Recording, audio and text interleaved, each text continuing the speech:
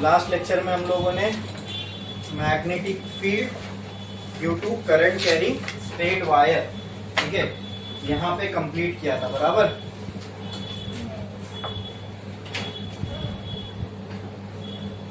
क्या आया था उसके लिए फॉर्मूला बताओ जरा मुझे।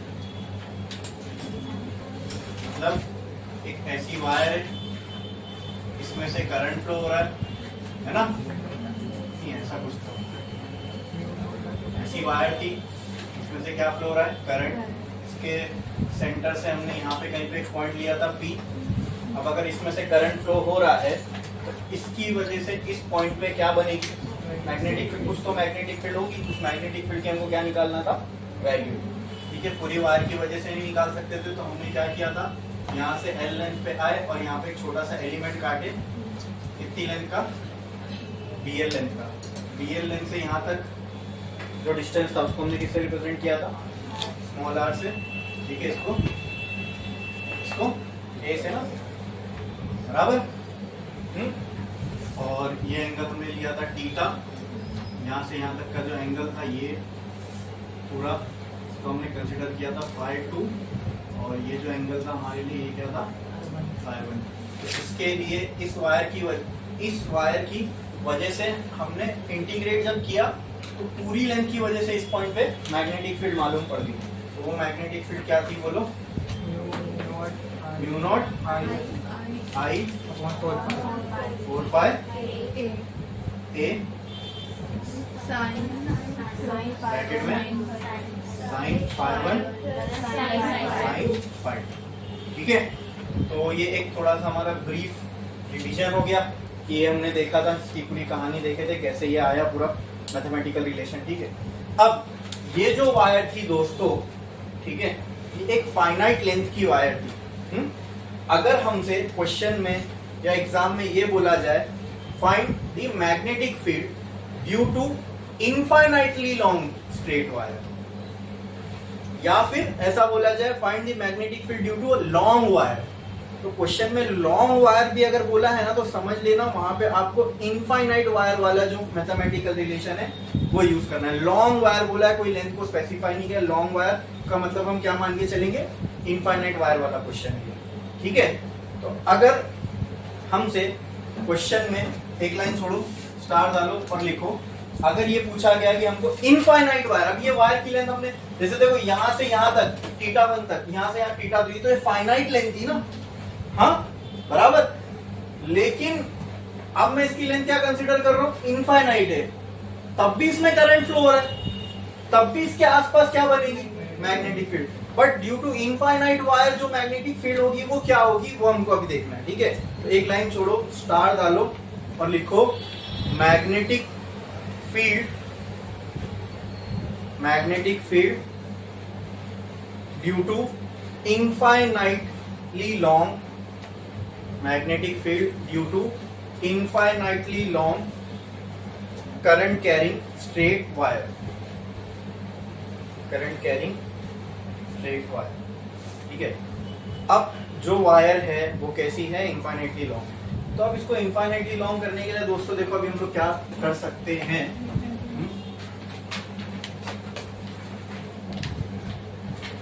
अच्छा, अगर मैं ये इसको ऐसा समझो, ये φ1 को बढ़ाते जाऊं φ2 को भी बढ़ाते जाऊं,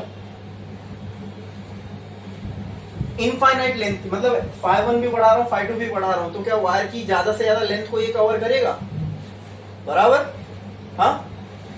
लेकिन मैं φ1 और φ2 को कितना बढ़ा दूं कि इससे ये इनफाइनाइट लेंथ को कवर कर पाएगा। अच्छा, अगर ये मान लो ये वायर इनफाइनाइट हो गई, मतलब यहां से भी ये वायर इनफाइनाइट तक है, यहां से भी वायर इनफाइनाइट तक है, ठीक है। तो अब मैं φ2 को बढ़ाते कितना बढ़ाऊंगा, हाँ, ये तो एंगल है ना, ये इनफाइनाइट तक थोड़ी ना बढ़ सकता है। लेकिन अगर मैं आपको इस तरीके से बोलूं तो देखना आपके समझ में आ रहा है क्या। हमको ये समझ में आ रहा है φ1 φ2, अगर जितनी वायर को कवर करना है तो क्या φ1 φ2 को क्या करो, बढ़ाते जाओ, वेरी गुड। है ना। तो ऐसा सेंस बन रहा है कि मतलब इनफाइनाइट को कवर करने के लिए ये 90 को अप्रोच करने लगेगा। पीछे चला गया तो फिर वो वायर से उसका कोई लेना देना ही नहीं है ना, समझे। हम तो वायर को कवर कर रहे हैं, और अगर वायर इनफाइनाइट इतनी बड़ी हो गई तो ये बड़ा होते होते, ये एक्सटेंड होते होते होते एट लास्ट अपने को कैसा लगने लगेगा, एकदम स्ट्रेट हो गया। मतलब अगर ये लाइन स्ट्रेट हो गई वायर को कवर करने के चक्कर में, तो φ1 और φ2 कितना हो जाएगा। समझ में आ रही है चीज, ये जो अप्रोच मैंने अभी बताया ये समझ में आया। हाँ, तो फॉर इनफाइनाइटली लॉन्ग वायर φ1 और φ2 की वैल्यू क्या हो जाएगी, बोलो क्या हो जाएगी। वेरी गुड, ठीक है। तो यहां से वही करंट कैरिंग वायर है आई, इससे कुछ डिस्टेंस दूर पर है ये पॉइंट P, उस डिस्टेंस को हमने क्या माना था, A बराबर, ठीक है। अब यहां से मैंने मान लिया ये हो गया φ1, ये हो गया φ2, ये किसका एंगल है, φ1 का, और ये φ2। ये कवर करते करते वायर, ये सोच रहा मैं कवर करूं इनफाइनाइट तक, इनफाइनाइट तो ऐसा करते करते हमको क्या लगा, ये लाइन तो सीधा स्ट्रेट होने लग गई, ठीक है। ये हो गया 90, ये हो जाएगा 90, ठीक है। तो क्या मैं लिख सकता हूं, for infinitely long straight wire, for infinitely long straight wire φ1 equal to φ2 is equal to 90। Therefore, तो मैग्नेटिक फील्ड के फॉर्मूले में बस ये कंडीशन को पुट कर दो। मैग्नेटिक फील्ड तो हमने फाइनाइट के लिए निकाले हैं, जब हमको मालूम है इनफाइनाइट होगा तो φ1 और φ2 में क्या चेंज होने वाला है, इसमें φ1 φ2 दोनों है, तो पुट कर दो। क्या आ जाएगा इसमें relation, mu naught I upon 4 pi A bracket में साइन 90 प्लस, तो बोलो साइन 90 कितना होता है, हाँ, mu naught I upon 4 pi ए, ये भी हो जाएगा 1 और ये भी हो जाएगा, तो क्या हो जाएगा ये फॉर्मूला फिर B का, B will be equal to 2 mu naught I upon 4 pi a. या तो आप ये रिलेशन को याद रख सकते हो, या फिर B इज इक्वल टू 2 1 ये म्यू नॉट और 4 पाई के टर्म्स में अगर ये फॉर्मूले को रखना है तो ये फॉर्मूला याद रखो, ठीक है। या फिर इसको छोटा करना है तो आप ऐसा कर सकते हो, म्यू नॉट आई अपॉन 2 पाई ए। बोलो इतना समझ में आया, क्लियर है। तो ये जो फॉर्मूला है ये किसके लिए बना, for infinitely long straight wire, ठीक है। अगर हमको क्वेश्चन में ऐसा बोले the wire is semi infinite, मतलब इनफाइनाइट तो है लेकिन सिर्फ आधी, बाकी आधी नहीं है, तो क्या करना है, सिंपल, ये पूरे इनफाइनाइट के लिए आ गया, सेमी इनफाइनाइट निकालना है, इसके आधे के लिए निकालना है, तो क्या करोगे, हाँ, तो 2 से डिवाइड कर दो। यहाँ पे मैं लिख देता हूं for semi infinite wire B is equals to mu naught I upon 2 pi A divided by 2, ये 2 इधर जाएगा, क्या हो जाएगा, B will be equal to mu naught I upon 4 pi A। ये फॉर्मूला किसके लिए बना, बोलो बोलो, ये फॉर्मूला किसके लिए बना, सेमी इनफाइनाइट के लिए, क्लियर है। हाँ, छापो ये जल्दी।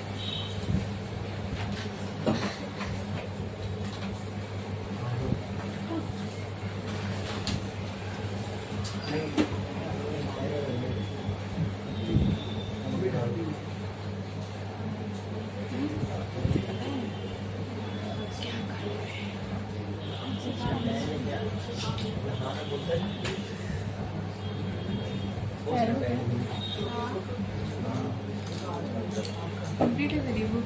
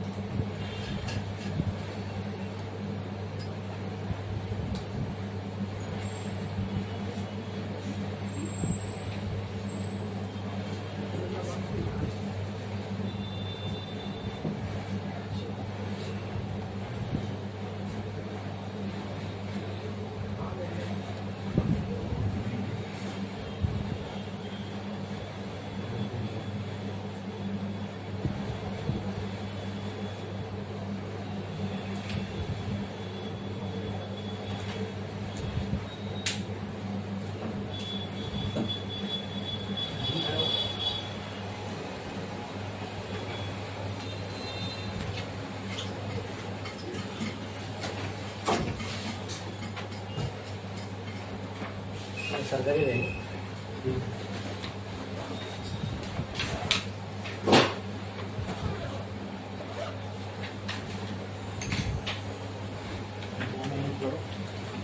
एकदम हल्की हल्की बोलना,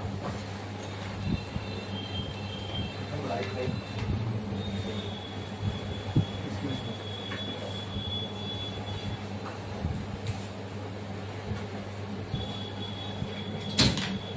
ओके लिख के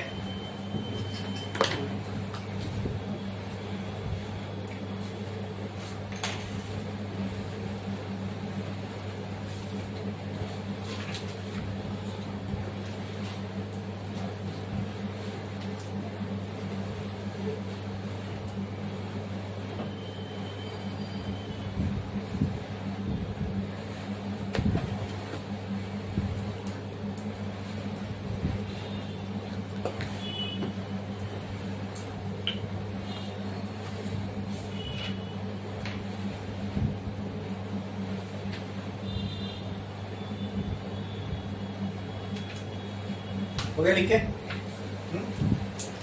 अब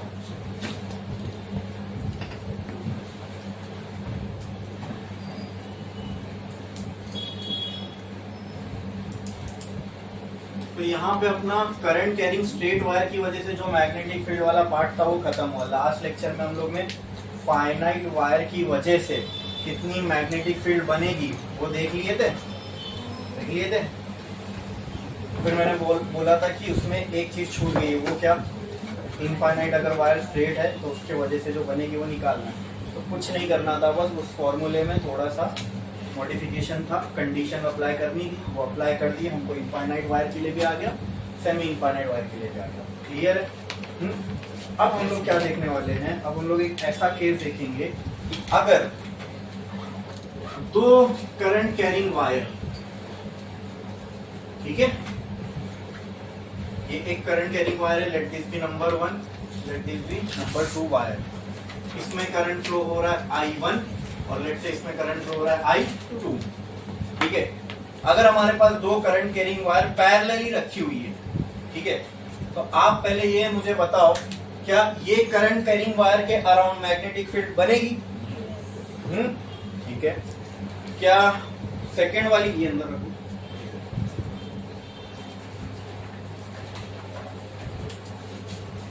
क्या ये वाली वायर के अराउंड मैग्नेटिक फील्ड बनेगी? हाँ, ठीक है। तो क्या ये बोलना सही होगा कि ये वाली वायर इस वाली वायर की मैग्नेटिक फील्ड के इन्फ्लुएंस में है? हाँ, और ये वाली वायर इस वाली वायर के मैग्नेटिक फील्ड के इन्फ्लुएंस में है। क्लियर है? ठीक है, तो आप मुझे बताओ कि अगर अब ये वायर को थोड़ी देर के लिए भूल जाओ, ये समझो ये वायर इसकी मैग्नेटिक फील्ड है यहां पे, बराबर? क्लियर है? ठीक है, ओके। तो क्या मैं ये बोल सकता हूं ये वाली वायर इस वायर की मैग्नेटिक फील्ड में रखी गई है? हाँ, तो what happens when a current carrying wire is placed in a magnetic field? ये मैंने आपको बताया था last time, when a current carrying wire is placed in a magnetic field.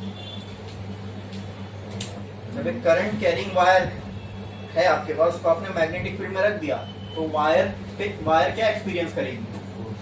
Force. Simple. When a current carrying wire is placed in a magnetic field, कुछ नहीं, क्या होगा उसके साथ? It will experience force. It will experience, अब वो क्योंकि magnetic field की वजह से फोर्स लग रहा है, इसलिए उस फोर्स को हम क्या बोलते हैं? Magnetic force. फिर आता है फोर्स का डायरेक्शन। ठीक है, तो फोर्स का अगर डायरेक्शन निकालना है तो पहले अपने को मैग्नेटिक फील्ड का डायरेक्शन चाहिए। सब पे आते हैं, लेकिन हाँ, इतना भी हमने समझा कि ये वाली वायर इस वाली वायर की मैग्नेटिक फील्ड में रखी गई है, तो ये वाली वायर क्या एक्सपीरियंस करेगी? सेम वे ये भी वायर इसकी मैग्नेटिक फील्ड में रखी है और ये भी करंट कैरिंग वायर है, तो ये वायर भी क्या एक्सपीरियंस करेगी? फोर्स। मतलब इस वायर पे फोर्स लगेगा ड्यू टू दिस और इस वायर पे फोर्स लगेगा ड्यू टू। अब मैं पूछूं कितना फोर्स कितना है, तो क्या करोगे? इसके लिए क्या करना पड़ेगा? मैथमेटिकल रिलेशन निकालना पड़ेगा, तो वो ये भी हम लोग देखने वाले हैं। ठीक है, और हम ये भी अज्यूम करके चल रहे हैं दोनों वायर इनफाइनाइटली लॉन्ग है, दोनों वायर इनफाइनाइटली लॉन्ग है। ठीक है, तो देखते हैं इनका क्या मैथमेटिकल रिलेशन आएगा। ठीक है, तो एक लाइन छोड़ो, स्टार डालो, हेडिंग लगाओ,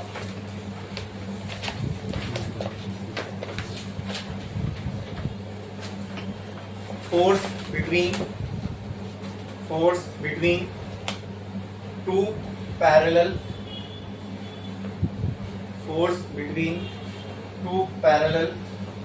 current carrying wire, force between two parallel current carrying wire। ठीक है, लिख लिया इतना। ठीक है, force between two parallel current carrying wire, बोलो जल्दी। पढ़ते हैं आगे। तो यहाँ पे फोर्स कहाँ कहाँ लग रहा है पहले वो आइडेंटिफाई कर लेते हैं। इस वाली वायर पे लगेगा इसकी मैग्नेटिक फील्ड की वजह से, इस वाली वायर पे लगेगा इसकी मैग्नेटिक फील्ड की वजह से। तो पहले कौन सा निकाले बोलो? 1 पे लगने वाला पहले निकाले कि 2 पे? 1 पे, एक नंबर। ठीक है, तो सबसे पहले क्या निकालते हैं? Force on 1 due to 2। ठीक है, ये वाला फोर्स अपन पहले निकालते हैं, देखते क्या आता है। अच्छा, अब जब फोर्स ऑन 1 ड्यू टू 2 निकाल रहे हैं तो इसको मैं रिप्रेजेंट ऐसे कर रहा हूं। देखो, फोर्स लिख दिया ऑन 1 ड्यू टू 2, ये F12 नहीं है। इसका मतलब क्या है? Force on 1 due to 2। इसका रिप्रेजेंटेशन मैंने इस तरीके से किया। ठीक है, अच्छा, किसकी वजह से किस पे निकाल रहे हैं? फोर्स ऑन 1 निकाल रहे हैं ड्यू टू 2। तो 1 वाली वायर को भूल जाओ। ठीक है, फिलहाल अब 2 वाली जो वायर है, ठीक है, इसकी वजह से 2 वाली वायर को भूल जाओ, क्योंकि उसकी खाली मैग्नेटिक फील्ड का काम है अपने को, है ना? उसकी मैग्नेटिक फील्ड का काम है। ये 2 वाली वायर है, इसकी वजह से इस पर फोर्स लगेगा। फोर्स का तो कोई डायरेक्शन भी होगा ना, magnetic force is a vector quantity, उसका डायरेक्शन होगा। लेकिन मैग्नेटिक फोर्स का अगर अपने को डायरेक्शन चाहिए तो उसके लिए अपने को मैग्नेटिक फील्ड का भी डायरेक्शन मालूम होना जरूरी है।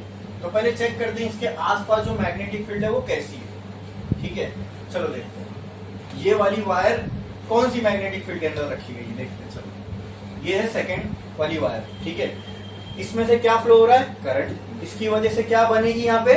Magnetic field. चलो देखते हैं, 1 वाली जो वायर है वो वायर के लेफ्ट में कि राइट में? लेफ्ट में।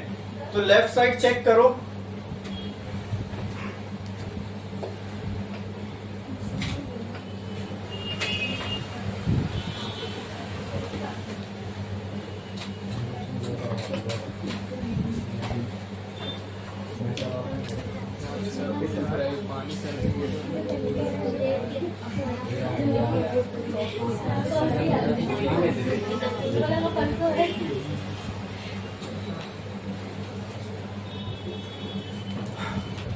ये वाली वायर की अपने को फोर्स निकालना है, उसके लिए हमको मैग्नेटिक फील्ड की डायरेक्शन चाहिए। तो देखो, इस वाली वायर की वजह से लेफ्ट साइड में कहां मैग्नेटिक फील्ड कैसी बनेगी वो चेक कर लो। क्या हम कर सकते हैं? ये करंट कैरिंग स्ट्रेट वायर है, ठीक है, इसके अराउंड मैग्नेटिक फील्ड का डायरेक्शन अपने को निकालना है। तो कैसे निकालेंगे? देखो, मैं यहाँ पे इसको यहाँ पे लिख देता हूँ F12। ठीक है, अच्छा, ये है वायर नंबर 1, इसमें से करंट फ्लो हो रहा है I1। ठीक है, अब देखो, ये वाली जो वायर है इसके वजह से बनने वाली मैग्नेटिक फील्ड का हमको डायरेक्शन निकालना, बराबर। तो थंब को कहाँ रखोगे? करंट के डायरेक्शन में, फिर फिंगर्स को कर्ल करो। तो राइट साइड में मैग्नेटिक फील्ड कहाँ जा रही है? इनवर्स। तो इसमें ये वायर के राइट साइड में जो मैग्नेटिक फील्ड का डायरेक्शन होगा क्या होगा? इनवर्स होगा, बराबर। और लेफ्ट साइड में जो मैग्नेटिक फील्ड का डायरेक्शन होगा आउटवर्ड, यानी इस साइड पे इसकी वजह से जो मैग्नेटिक फील्ड बनेगी वो कैसी होगी?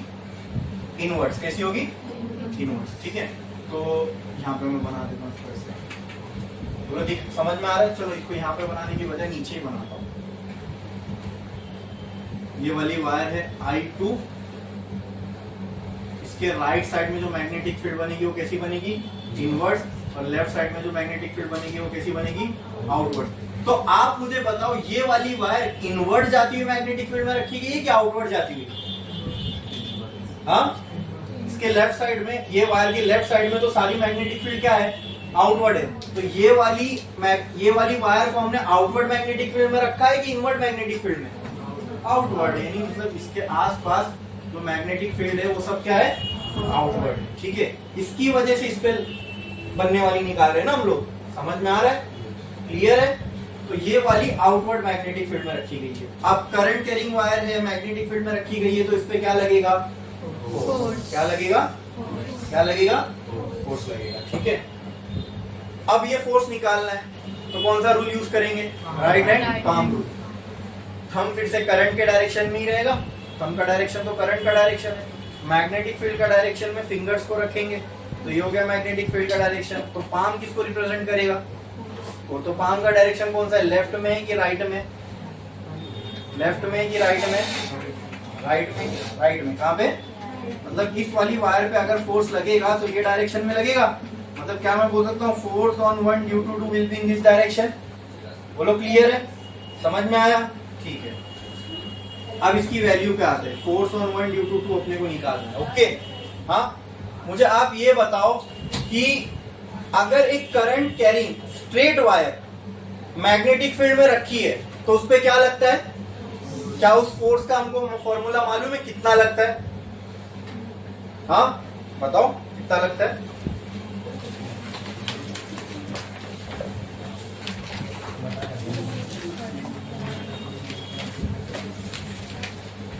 कितना लगता है।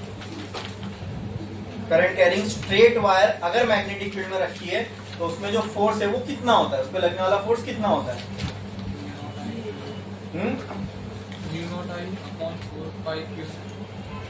वो तो स्ट्रेट वायर की वजह से बनने वाली मैग्नेटिक फील्ड है। मैं आपको पूछ रहा हूं, अगर वायर ही मैग्नेटिक फील्ड में रखी है तो उसपे जो फोर्स लगेगा वो कितना होगा, फोर्स की वैल्यू पूछ रहा हूं मैं, force on a current carrying straight wire. Yes, very good, क्या होगा, I L B sine theta. ठीक है, अब ये फॉर्मूले में जो करंट हम लेंगे वो लेंगे ना जो वायर, उस वायर का लेंगे जो मैग्नेटिक फील्ड में रखी गई है, इसलिए हमको इसका कोई काम नहीं है अभी। क्लियर, समझ में आया। ये वाली वायर मैग्नेटिक फील्ड में रखी गई है ना, तो करंट फोर्स इस पे लग रहा है तो करंट भी किसका लोगे, तो यहाँ पे क्या आ जाएगा, I1। ठीक है, नाउ हियर थीटा की वैल्यू कितनी होगी, बोलो, बी और एल के बीच का एंगल, ये इसकी लेंथ है, ये अंदर मैग्नेटिक फील्ड है, कितनी होगी इनकी लेंथ, थीटा 90। तो sin 90 कितना हो जाएगा, F12 की वैल्यू आ गई I1 L B, इतना हो गया। ठीक है, क्लियर है। अच्छा, अब मुझे बताओ मैग्नेटिक फील्ड की वैल्यू क्या होगी। ये जो मैग्नेटिक फील्ड बन रही है ये किसकी वजह से बन रही है, बोलो, किसकी वजह से बन रही है, कौन सी वायर की वजह से, हाँ हाँ, लेकिन वो वायर का नंबर क्या है, नाम क्या है, I2 2 वाली वायर की वजह से ये मैग्नेटिक फील्ड बन रही है। ठीक है, और मैं इसके बीच का डिस्टेंस भी स्पेसिफाई करता हूँ, लेट्स से इसके बीच का जो डिस्टेंस है वो D है। ठीक है, अच्छा, मुझे आप ये बताओ, अब मुझे इसकी वजह से जो यहाँ पे ये लाइन पे जो मैग्नेटिक फील्ड बनेगी उसकी वैल्यू चाहिए, किसकी वैल्यू चाहिए, मैग्नेटिक फील्ड की, किसकी। और मैंने आपसे ये भी डिस्कस किया था, हमने इन वायर्स को क्या मान के चलिए, कैसी वायर्स है, इनफाइनाइट।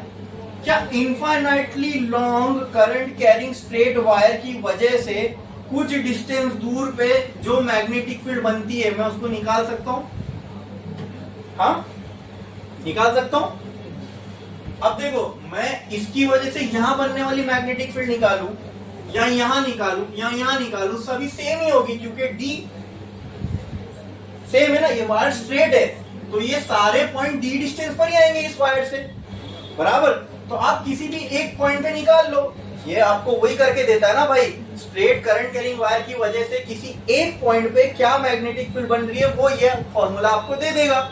ठीक है, तो आप उसको यूज करके यहाँ पर डी डिस्टेंस पर किसी भी एक पॉइंट पे मैग्नेटिक फील्ड निकाल सकते हो, और थ्रू आउट दी वायर क्या मैग्नेटिक फील्ड वही रहेगी। तो क्या मैं वो फॉर्मूला यहाँ पे यूज कर सकता हूँ। और ये याद रखना, इसमें जो ये ए है, ए ये क्या है, distance between the point and the wire. कोई भी पॉइंट ले लो आप, कोई भी पॉइंट ले सकते हो आप, ठीक है, डिस्टेंस डी ही होने वाला है, ठीक है। तो यहाँ पे जो मैग्नेटिक फील्ड होगी, magnetic field due to wire 2 कितनी होगी बोलो, magnetic field due to wire 2 कितनी होगी?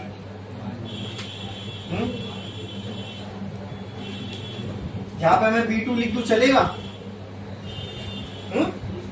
मैग्नेट, क्योंकि ये वैसे तो एफ एल बी, पहले मैं यहाँ पे लिख देता हूँ, F is equal to I L B sine theta, ये फॉर्मूला है force due to straight wire का। फिर उसको मैंने अपने कंडीशन के हिसाब से लिखा। करंट 1 का मैग्नेटिक फील्ड किसकी है? 2 वाली वायर की।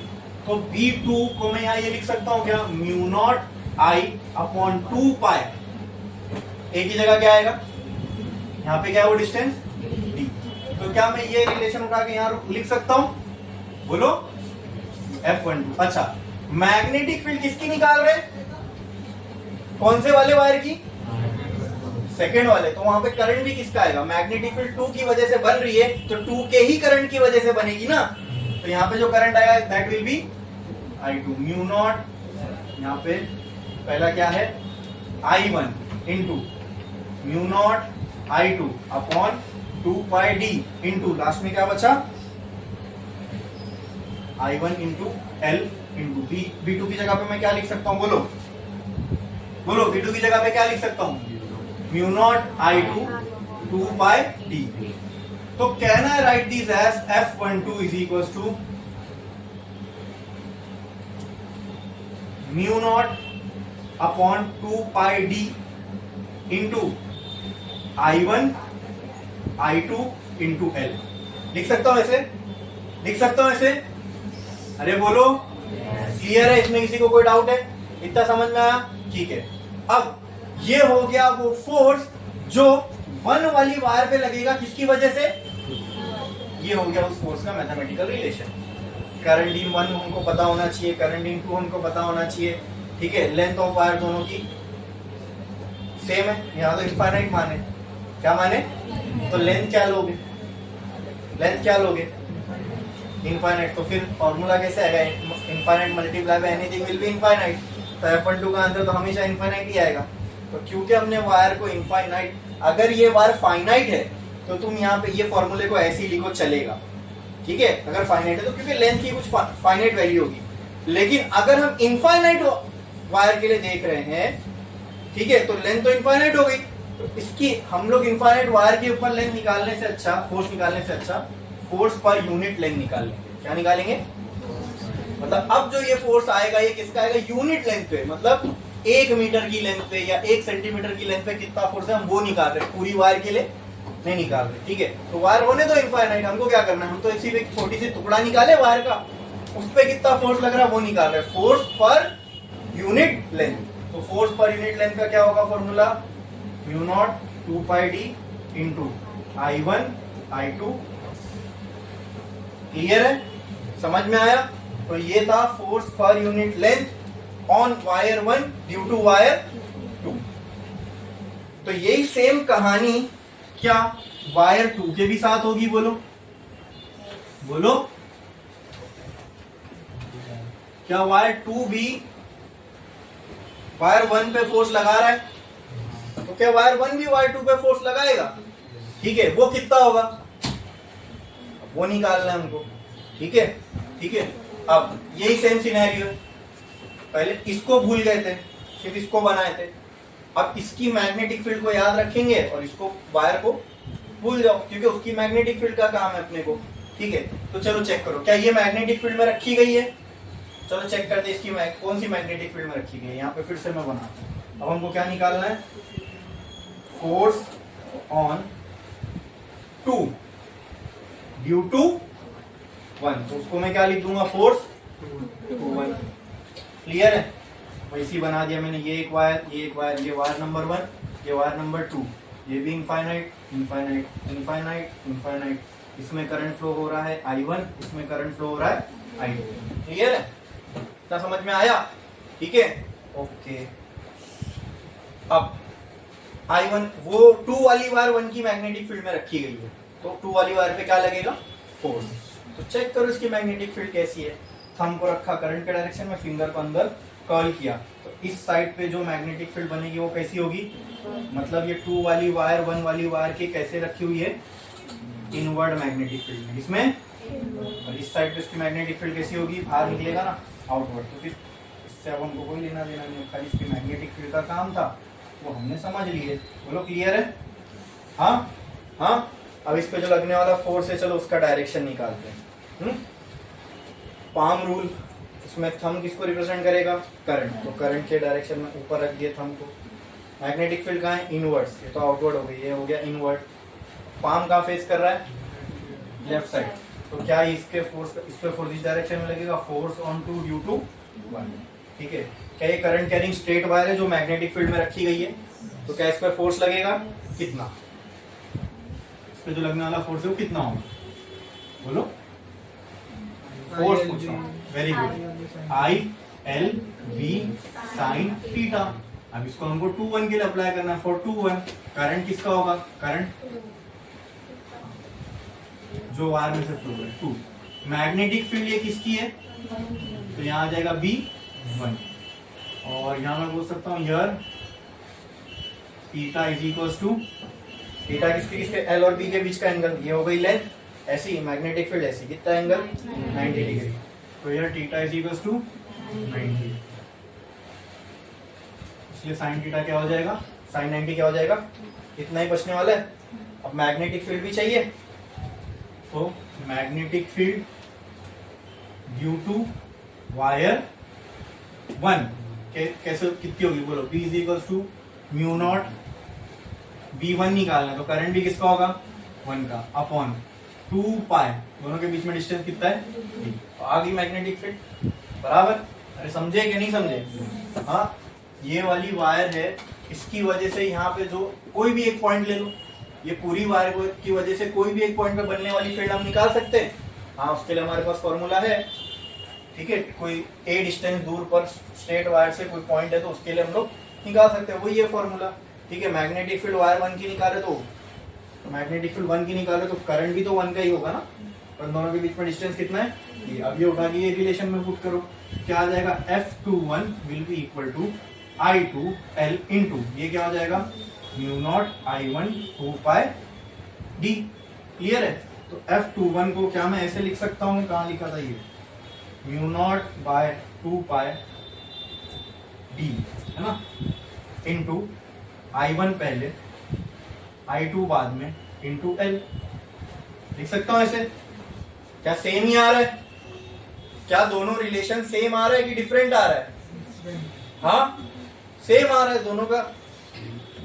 दोनों जो रिलेशन है वो क्या है, सेम आ रहे हैं, मैथमेटिकल रिलेशन। अगर मैं देखूं यहाँ इक्वेशन 1 और ये हो गई इक्वेशन 2, तो फ्रॉम 1 and 2 कहना है ऐसे, F21 is equal to F12, मतलब दोनों वायर्स एक दूसरे पर सेम अमाउंट ऑफ फोर्स ही लगा रहे हैं, बस डायरेक्शन क्या है, अपोजिट है। देखो ये वाली वायर थी, इस पे फोर्स ये डायरेक्शन में लग रहा है F12, ये वाली वायर थी, इस पे फोर्स यहाँ लग रहा है F21, लेकिन ये दोनों फोर्स का मैग्नीट्यूड क्या है, इक्वल है। क्या है, इक्वल है। और वो मैग्नीट्यूड किसके बराबर है, इसके। लेकिन ये तो इनफाइनाइट लॉन्ग वायर है, इसकी लेंथ क्या होगी, इंफिनिटी। तो वो उसके लिए कभी तुमको फोर्स आ सकता है क्या, वहां इनफाइनाइट पुट करोगे तो उसका आंसर भी इनफाइनाइट ही आएगा। तो क्या करना है, इनफाइनाइट वायर के लिए निकालो ही मत, फोर्स पर यूनिट लेंथ निकाल लो। तो F21 upon L is equal to mu naught upon 2 pi D into I1 I2। ये हो गया अपना force per unit length. Clear है, ये समझ में आया सबको, कोई डाउट है इसके अंदर? अब यहां से मैं एक चीज बोल सकता हूं, क्या देखो, from 1 and 2 F12 is equal to F21, ये मैग्नीट्यूड में सेम है लेकिन डायरेक्शन में, तो वो कहां दिखेगा, वेक्टर फॉर्म में। तो वेक्टर फॉर्म में अगर मैं इसको लिखूं, F12 will be equal to minus of F21, समझे, ये वेक्टर फॉर्म में डायरेक्शन दिख रहा है। अब इसको वेक्टर फॉर्म में लिखा तो यहाँ माइनस लगा दिया, माइनस क्या इंडिकेट कर रहा है, इक्वल टू क्या इंडिकेट कर रहा है, मैग्नीट्यूड में सेम है। माइनस क्या इंडिकेट कर रहा है कि ये दोनों डायरेक्शन में अपोजिट है। बोलो इतना क्लियर है, ये समझ में आया? अब इसमें एक और चीज है दोस्तों, वो हमको समझनी है कि अब मैंने जो वायर लिया था उसमें करंट जो है दोनों वायर में ऊपर की डायरेक्शन में था। अगर मैं ऐसा ले लेता तो ये वायर 1, ये वायर 2, इसमें करंट I1, इसमें करंट, क्या ये भी एक केस हो सकता था? क्या ये भी एक केस हो सकता था? ये वाली वायर 1, ये वाली वायर 2, इसमें करंट ऊपर की तरफ जा रहा है और इसमें करंट नीचे की तरफ आ रहा है, I1 I2। और एक और केस सेम ये हो सकता था, ये वाली वायर 1, ये वाली वायर 2, इसमें करंट डाउनवर्ड्स जा रहा है I1 और इसमें करंट अपवर्ड्स जा रहा है I2। चलो क्लियर है? हाँ, ये सारी पॉसिबिलिटीज हो सकती थी। तो अगर क्या मैं ये बोल सकता हूँ ये सारी पॉसिबिलिटी को दो पार्ट में अगर डिवाइड करूँ, एक पार्ट में when currents are parallel to each other, तो इसमें भी ऊपर साइड पैरेलल है, नीचे साइड दोनों पैरेलल है, और सेकंड में करंट्स आर एंटी पैरेलल। ठीक है, एक ऊपर जा रहा है तो एक नीचे आ रहा है। तो इससे फर्क क्या पड़ेगा? तो इससे फर्क ये पड़ेगा कि पहले तो ये समझ लेते हैं कि सेम डायरेक्शन में जब करंट है दोनों, तब क्या हो रहा है। देखो, पहली वाली वायर पे इस साइड, दूसरी वाली वायर पे इस साइड, क्या ऐसा नहीं लग रहा कि both wires are trying to attract each other? हाँ बोलो। तो when currents in wire are parallel, the wires try to attract each other. Clear है? एंटी पैरेलल में फिर क्या होगा? The wires will try to. अब ये लॉजिकली समझ रहा है क्योंकि ये पैरेलल अट्रैक्टिव, तो उसका वाइस वर्सा ट्रू होता हुआ दिख रहा है हमको, ऐसा लगता है लॉजिकली, है ना, कि एंटी पैरेलल होगा। तो चलो चेक भी कर लेते हैं ये ट्रू है या नहीं, है ना।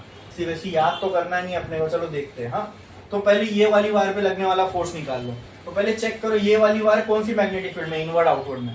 तो ये हो गया wire number 1, current upward, magnetic field inwards में। तो ये वाली वायर किस में रखी गई है? इनवर्ड्स में। ठीक है, अब इसके ऊपर लगने वाला फोर्स निकालना है, तो कैसे निकालोगे? इसमें करंट का डायरेक्शन कहाँ है? डाउनवर्ड। मैग्नेटिक फील्ड कहाँ है? मैग्नेटिक फील्ड कहाँ है? इनवर्ड्स। मैग्नेटिक फील्ड कहाँ है? इनवर्ड्स। तो करंट का पाम कहाँ जाएगा? Right side. ठीक है, मतलब ये वाली वायर पे जो फोर्स लग रहा है, ये लग रहा है F, force 1 2 to 1 right side में। बोलो क्लियर है? हाँ, अब इस पे आ जाओ। ये वाली वायर पे, ये वाली वायर कौन सी मैग्नेटिक फील्ड में रखी हुई? ये वायर से मिलेगा। ये वायर में मैग्नेटिक फील्ड का है डाउनवर्ड, सॉरी करंट का है डाउनवर्ड। करंट का है डाउनवर्ड। अब अगर ये वायर को आप पकड़ने जाओगे, ठीक है, तो देखो ये वायर को जब आप पकड़ने जा रहे हो तो राइट साइड में फिंगर्स कहाँ आ रही है? बाहर की तरफ। ठीक है, और अंदर लेफ्ट साइड में क्या आ रहा है? इनवर्ड्स। कहाँ आ रहा है? तो ये वाली भी कौन सी मैग्नेटिक फील्ड में रखी गई है? इनवर्ड्स। कौन सी? इनवर्ड्स। हाँ, अपोजिट आ रहा था क्योंकि दोनों का डायरेक्शन सेम था, दोनों का डायरेक्शन अपोजिट है, इसलिए ये वाली इसकी इनवर्ड मैग्नेटिक फील्ड में और ये वाली इसकी। अब इसके लिए फोर्स का डायरेक्शन निकालना, तो कैसे निकालेंगे?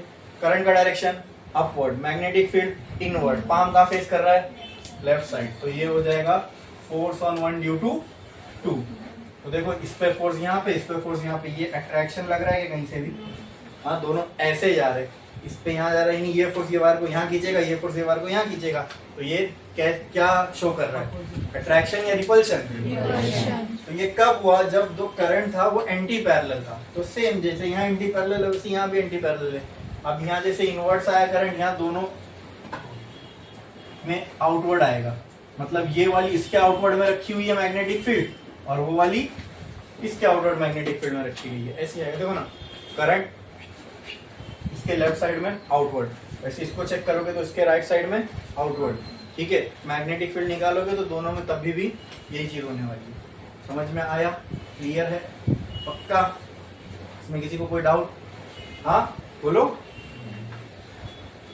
तो इसके लास्ट में हम लोग एक स्टेटमेंट लिखेंगे, पहले ये लिख लो, ठीक है, उसके बाद जब हो जाएगा तो बोलना, तो वहां पर हम लोग एक स्टेटमेंट लिखेंगे। ठीक है, मैग्नीट्यूड समझ में आया ना? तो हम लोग को कौन सा यूज, अगर लॉन्ग वायर बोला है तो सीधा फोर्स पर यूनिट लेंथ ले लोगे। ठीक है, और अगर लेंथ दी हुई है तो आप लेंथ की वैल्यू पुट कर सकते हो। अगर लेंथ की वैल्यू नहीं दी हुई है तो आप क्या कंसीडर करना, वो लॉन्ग वायर है, इनफाइनाइट वायर है, और सीधा फोर्स पर यूनिट लेंथ निकाल लो। और लेंथ दी हुई है तो पुट करके डायरेक्ट फोर्स आ जाएगा, समझे? अच्छा,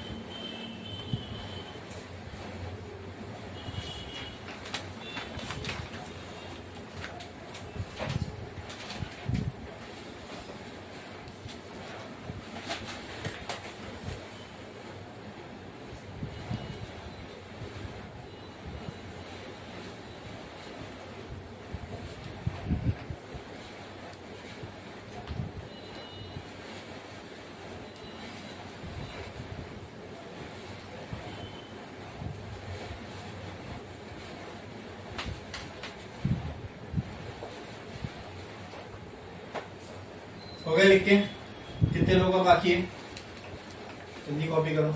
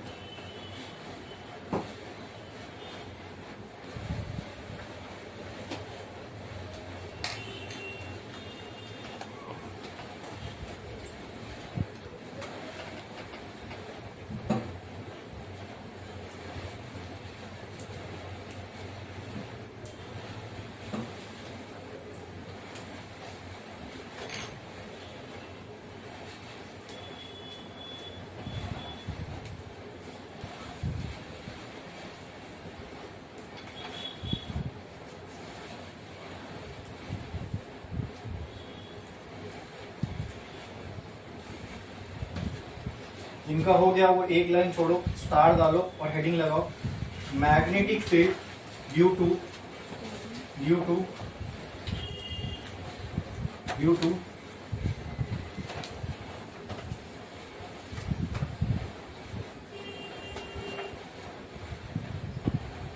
a current carrying arc, due to a current carrying arc at center of the arc, at center of the arc, at center of the arc.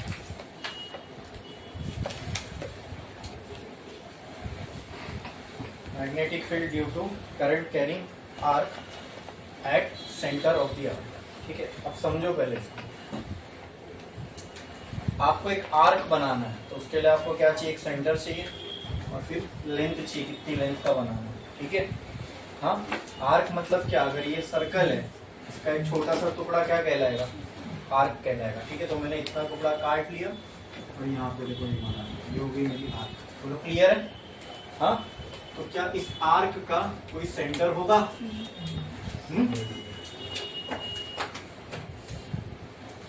Clear है? Let this point be P। इसमें किसी को कोई doubt? ये क्या होगा, radius of arc, ठीक है।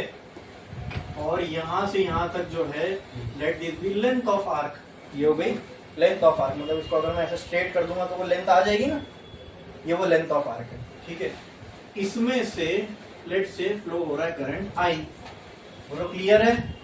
हाँ, अब ये वो आर्क है, इसमें से करंट फ्लो हो रहा है और इसकी वजह से हमको इस पॉइंट पे बनने वाली मैग्नेटिक फील्ड निकालना है, ठीक है। यहां पे निकाल सकते हैं। अगर ये स्ट्रेट वायर होती तो फटाक से आ जाता, इसका तो वायर मालूम, इसका फॉर्मूला तुमको मालूम था, लेकिन ये स्ट्रेट नहीं है, थोड़ी सी कर्व है, ठीक है। चलो, स्ट्रेट हो चाहे कर्व हो, पूरी टोटल वायर की वजह से तो हम डायरेक्टली मैग्नेटिक फील्ड नहीं निकाल सकते थे, लेकिन अगर मैं इसमें से एक छोटा सा टुकड़ा काट दूं डीएल लेंथ का, वो तो स्ट्रेट जैसा ही होगा ना। हाँ, तो उसमें कर्व स्ट्रेट का कोई फर्क नहीं है। हाँ, ये डीएल लेंथ में से भी मैग्नेटिक फील्ड जाएगी। क्या इस डीएल लेंथ की वजह से यहां पे जो मैग्नेटिक फील्ड बनती है वो मैं निकाल सकता हूं? बोलो, इस डीएल लेंथ की वजह से यहां जो मैग्नेटिक फील्ड बनेगी वो क्या होगी, बी या डीबी? डीबी होगी। तो क्या ये मैग्नेटिक फील्ड डीबी में निकाल सकता हूं? कैसे? Yes yes, bye DL length की वजह से मैग्नेटिक फील्ड निकालने में हमको कौन हेल्प करता है? पूरी वायर की वजह, उसने बोला था कि मैं पूरी वायर की वजह से तो नहीं निकाल के दे सकता। हाँ, लेकिन अगर तुम्हारे पास छोटी सी लेंथ है डीएल, तो उस वायर की वजह से, उसकी वजह से बनने वाली जो मैग्नेटिक फील्ड है वो हम निकाल सकते हैं। तो कैसे, बोलो? हाँ, जोर से, क्या है वो? हाँ, बाय। तो कौन सा लॉ हमारी हेल्प करेगा इसमें? डीएल लेंथ की वजह से जो मैग्नेटिक फील्ड बन रही है डीबी, वो निकालने में जो हमारी हेल्प है वो कौन करेगा? यहाँ पे क्या बनेगी, डीबी मैग्नेटिक फील्ड बनेगी। तो कहना है by Biot Savart's law, dB will be equal to mu naught by 4 pi I dl sine theta upon r square. ये क्लियर है? Now tell me what is theta? Dn, dn, dn, angle between dn I. क्या ये सही है? What is theta here? Angle between dn, dn l, ये दोनों के बीच में डीएन, हाँ डीएन, हाँ, किसने कहा? Reason, R vector quantity. Yes, ये थीटा आपको वेक्टर फॉर्म से ही समझ में आएगा, इसलिए मैंने आपको बायो-सेवर्ट्स लॉ का वेक्टर फॉर्म भी पढ़ाया था। देखे कितना जरूरी है। एक तो वेक्टर की नॉलेज हो ना, और वो नॉलेज यूज करके जो हमने फॉर्मूला बनाया वेक्टर फॉर्म में बायो-सेवर्ट्स लॉ का, वही हमको यहाँ हेल्प कर रहा है। अब यहाँ थीटा निकालना है तो यहाँ कुछ नहीं दिखेगा तुमको कि थीटा किन दो के बीच का एंगल है। ये वही आंसर सही दे सकता है जिसको बायो-सेवर्ट्स लॉ का वेक्टर फॉर्म मालूम है। वेक्टर फॉर्म में दिखता है थीटा किसके किसके बीच का एंगल है, मैग्नीट्यूड फॉर्म में तो दिखेगा ही नहीं। तो किसके किसके बीच का एंगल है, D L and R, very good. और आर क्या होता है, डिस्टेंस बिटवीन जहां निकालना है और जहां डीएल है। तो अब मुझे बताओ क्या यहाँ पे वो डिस्टेंस ये है, हाँ, this is also equal to r, radius ही तो है, ये भी आर है, ये भी आर है, ये भी आर है, कोई भी पॉइंट लो यहां से यहां तक वो आर ही होगा, बराबर, क्लियर है। तो मुझे बताओ डीएल का डायरेक्शन हम कहां मानते हैं, करंट के डायरेक्शन में, ये हो गया फॉर सेक ऑफ अंडरस्टैंडिंग, ठीक है, इजी रहे इसलिए हम लोग करंट के डायरेक्शन में डीएल का डायरेक्शन ले लेते हैं, ठीक है, ठीक है। और आर का डायरेक्शन तो ये है, तो tell me what is the angle between D L and R, यार थीटा इज इक्वल्स टू 90, समझे। और डीएल और आई के बीच में एंगल कितना है, 0।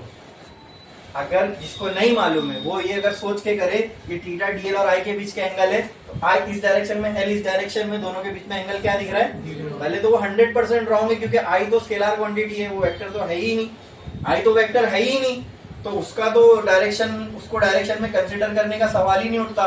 लेकिन फिर भी किसी ने अगर वो लॉजिक से कि थीटा के पहले जो होता है वो उन दो के बीच का एंगल है तो उससे करेगा, तो यहाँ आएगा sin 0 इज 0, तो डी पूरा 0 ही आ जाएगा, यानी इसकी वजह से यहाँ बनने वाली मैग्नेटिक फील्ड क्या आ जाएगी आपको, डायरेक्टली 0, व्हिच इज रॉन्ग। तो एक कंसेप्ट की गलती से देखिए पूरा आंसर कैसे रॉन्ग हो जा रहा है, समझ में आया, ठीक है। तो इसका हमने वेक्टर फॉर्म ऑलरेडी देख चुके थे, तो वेक्टर फॉर्म में दिखता है theta is the angle between D L and R, and here the angle between D L and R is 90, तो sin 90 कितना हो जाएगा, तो therefore dB will be equal to mu naught by 4 pi I dl upon r square, ये बचेगा। अरे बोलो clear है, समझ में आया, हाँ, यस, इसमें किसी को कोई डाउट है, पक्का।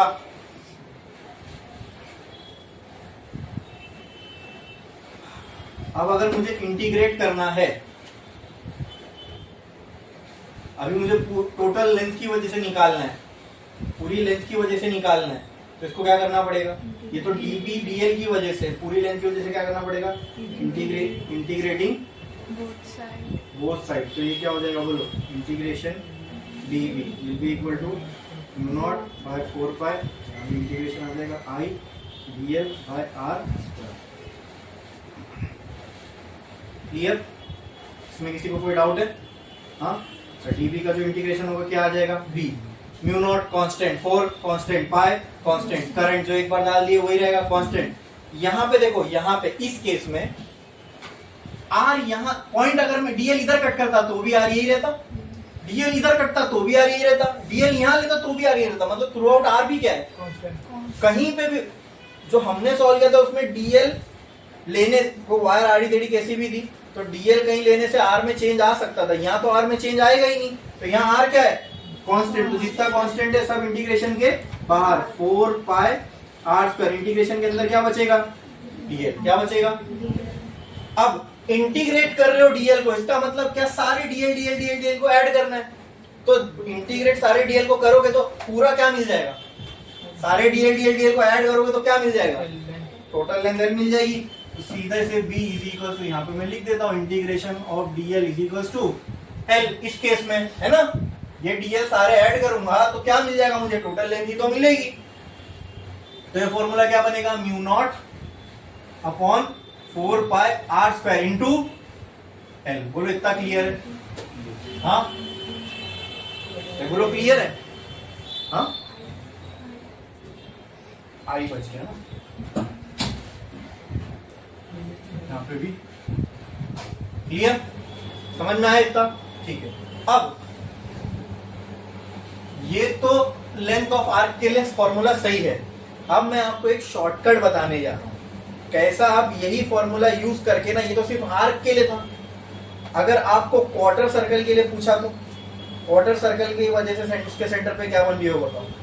अगर सेमी सर्कल के लिए पूछा तो सेमी सर्कल की लेंथ है ये, इसकी वजह से सेंटर पे क्या बन रही है बताओ। अगर सर्कल के लिए पूछा तो वो सब सिर्फ आप ये एक फॉर्मूले से निकाल सकते हो। इसलिए मैंने, वैसे तो इसको लोग ऐसा भी पढ़ते हैं, मैं बायो सेवर्ट लॉ यूज करके आपको सर्कल के सेंटर में निकाल के बताता, फिर उसको आधा करके सेमी सर्कल, फिर उसको आधा करके क्वार्टर सर्कल, फिर लेंथ ऑफ आर्क अलग से बताता। इससे अच्छा, या अगर लेंथ ऑफ आर्क का फॉर्मूला मालूम है, इसी को यूज करके आप बाकी तीनों इसी के फॉर्मूले से डायरेक्ट निकाल सकते हो, ठीक है।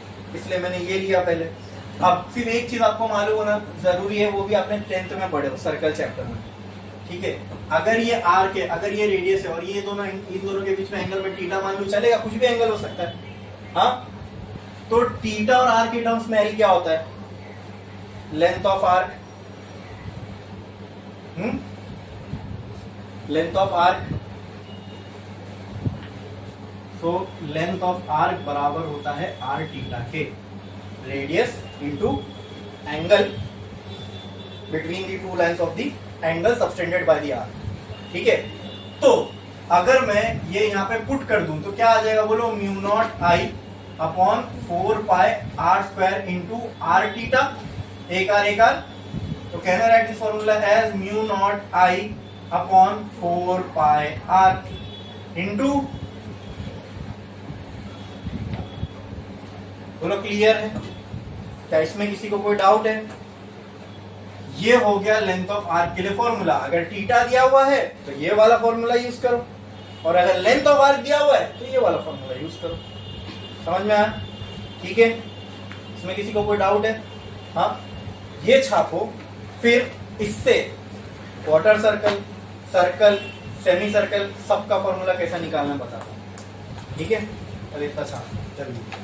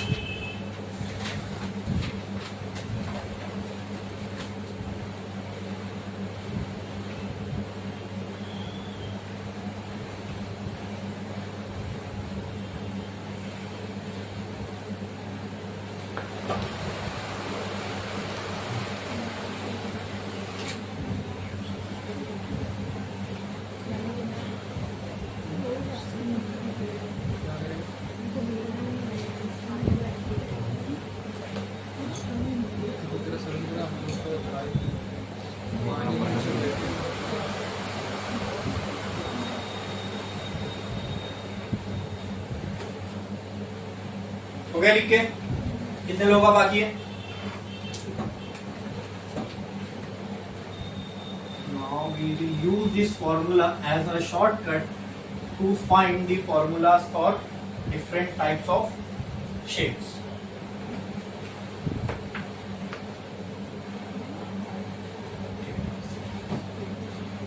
चलो यहाँ पे ध्यान दो, लिखना बंद करो सब।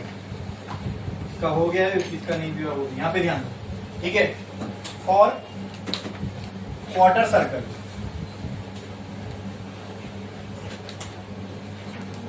मुझे आप बताओ क्वार्टर सर्कल क्या,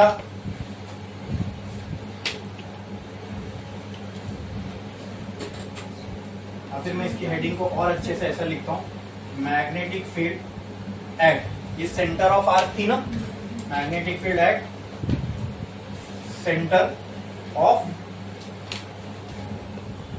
ए क्वार्टर सर्कल, ठीक है। क्वार्टर सर्कल कैसा होगा देखो, कुछ ऐसा होगा, ये होगा क्वार्टर सर्कल का आर्क, बराबर, ये होगा उसका रेडियस, या इसको भी मैं रेडियस बोल सकता हूँ, इसको भी रेडियस बोल सकता हूँ, है ना, क्लियर है। कुछ भी नहीं करना है, लेंथ आर्क जितना एंगल सबटेंड कर रहा था वो ये थीटा है, यहां पे बोलो थीटा क्या होगा, 90। Very good. यहाँ पे जो थीटा की वैल्यू होगी वो क्या होगी, कुछ मत करो, खाली इसमें पुट करो रेडियंस में, इसमें तो अगर थीटा 90 है तो वो रेडियंस में क्या हो जाएगा, पाई बाय 4, क्या हो जाएगा, पाई बाय, तो कहना है write this B is equal to mu naught I upon 4 pi R into pi by 4, ये पाई, तो बी की वैल्यू हो पाई बाय 2, यहाँ पे भी क्या आ जाएगा, pi by 2। This will be equal to mu naught I upon 2 4 8 R, ये आ गया magnetic field at centre of quarter circle, इसी के फॉर्मूले से ये आ गया। अब अगर सेमी सर्कल होगा तो बस थीटा की वैल्यू क्या हो जाएगी, थीटा की वैल्यू क्या हो जाएगी, बोलो थीटा की वैल्यू क्या हो जाएगी, अरे 180, तो रेडियंस में कितनी होगी, पाई ना, magnetic field at centre of a semi circle. अच्छा ये भी सोचो, इसके अंदर करंट फ्लो हो रहा है, ठीक है। अब अगर क्वार्टर सर्कल में कोई वायर रखी हुई है जिसमें से करंट फ्लो हो रहा है, तो उसके सेंटर पे कितनी मैग्नेटिक फील्ड होगी, कितनी, क्लियर है।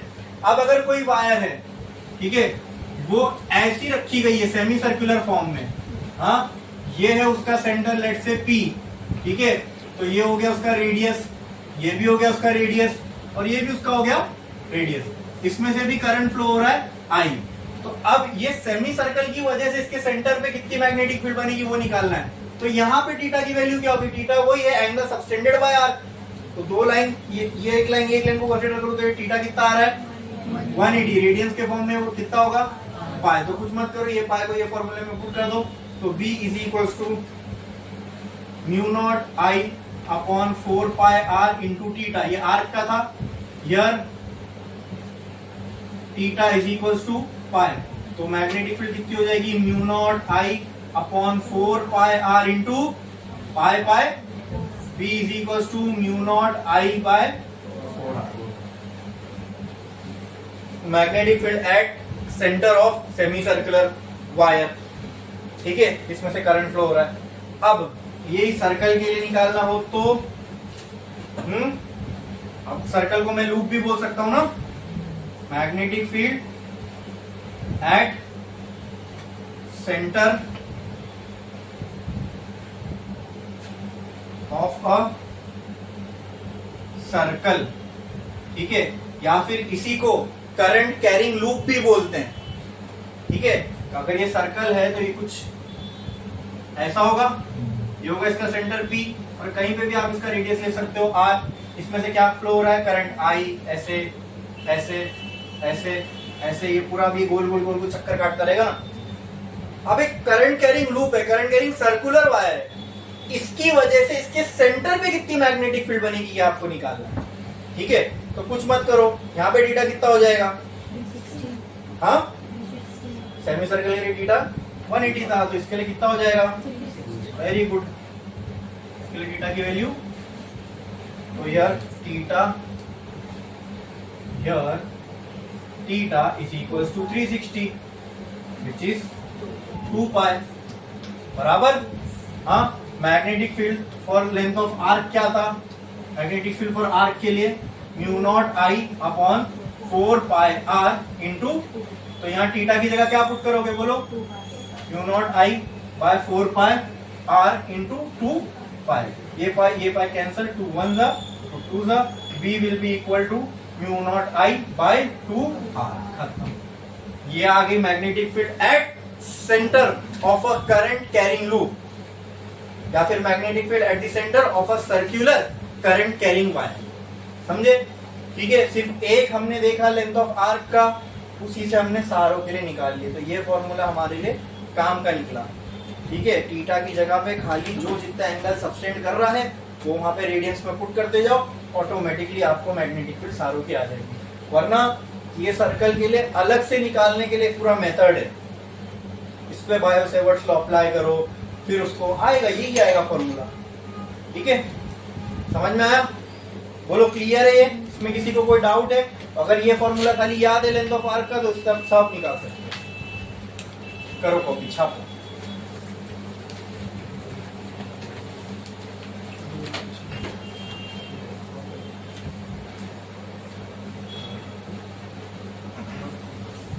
अब इसके बाद जो हम लोग को टॉपिक देखना है, इसके बाद जो हम लोग को टॉपिक देखना है वो लंबा टाइम लेगा। ठीक है, तो मैं भी उसके अंदर ये आधा पौना घंटा चला जाए, तो इसलिए मैं आपको जो ब्रेक है वो अभी दे रहा हूँ। ठीक है, उसके बाद फिर अपन कंटिन्यू वो स्टार्ट करेंगे, तो एंड तक वो टॉपिक की कंटिन्यूटी फिर रहेगी। ओके, ठीक है।